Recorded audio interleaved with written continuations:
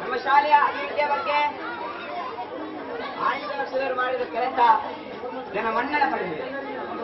ನಮ್ಮ ದೇಶದ ವಿಚಾರದಲ್ಲಿ ಇದು ಹೆಮ್ಮೆಯ ವಿಚಾರ.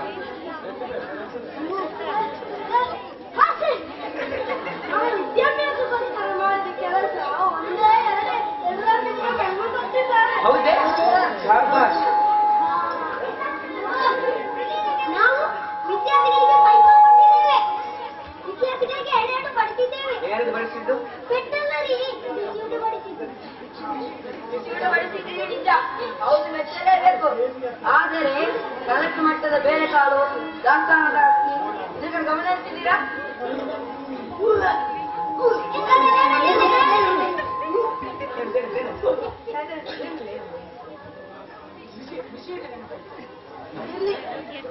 ಅಕ್ಕಯ್ಯ ಸೈಕಲ್ ಕೊಟ್ಟಿದ್ದೀರಿ ನಿಜ, ಆದರೆ ಆ ಸೈಕಲಿಂದ ಎಷ್ಟು ಮಕ್ಕಳು ಕೈಕಾಲು ಮುರಿದುಕೊಂಡಿದ್ದಾರೆ ಅದು ನಿಮಗೆ ಗೊತ್ತಾ?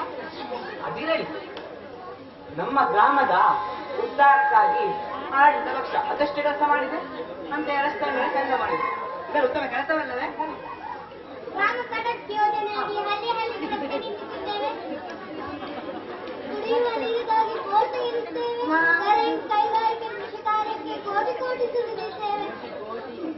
ಹೌದು, ಅದು ಒಂದು ಸಡಕ್ಕ. ಅಲ್ಲಿ ಅವರಿಗೆ ಬಡಕ್ಕ ಬಿದ್ದು ಕಾಲು ಮುರಿದುಕೊಳ್ಳಬೇಕು. ಎಂತ ರಸ್ತೆ, ಎಂತ ರಸ್ತೆ.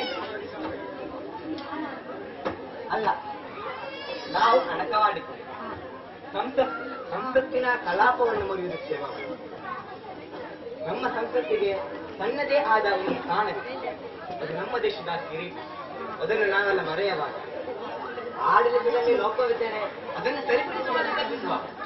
ಅಧಿವೇಶವ ಬೆಂಚು ಕುರ್ಚಿ ಮುರಿದುಕೊಂಡು ಬಾಗಿಲಿಗೆ ತುಳಿದುಕೊಂಡು ಅಸತ್ಯವಾಗಿ ನಡೆಸುತ್ತಿದೆ ದೇಶದ ಸಂವಿಧಾನಕ್ಕೆ ಬೆಲೆ ಕೊಡುವುದು.